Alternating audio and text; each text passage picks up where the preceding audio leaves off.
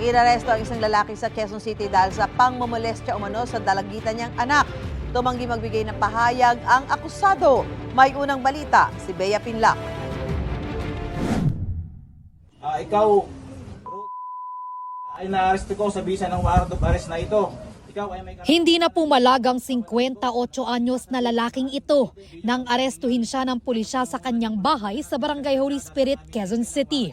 Ang lalaki nahaharap sa kaso dahil sa umano'y panghihipo at pang-aabuso sa 14 anyos niyang anak. Ayon sa salaysay ng biktima na assisted by her mother, ito pong accused ay tinatawag niya yung kanyang yung anak niya sa isa room ng bahay nila. Nung pumasok siya sa room ay doon sinimulan na po siyang hipuan sa masiselang bahagi ng kanyang katawan. Napasigaw daw ang biktima sa takot dahilan para marinig ito ng kanyang ate. Pumasok din yung ate niya sa room at siya ay sinaklolohan. And yung time na yun, saka siya nakatakbo. Kaya pagkatapos nun, sinalaysay niya na sa kanyang mother ang pangyayari. Agad daw nila itong isinumbong sa pulis.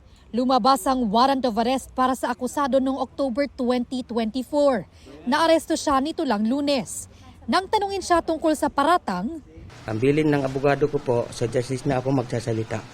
kasong acts of lasciviousness at paglabag sa anti-child abuse law ang kinahaharap ng akusado. Ito ang unang balita.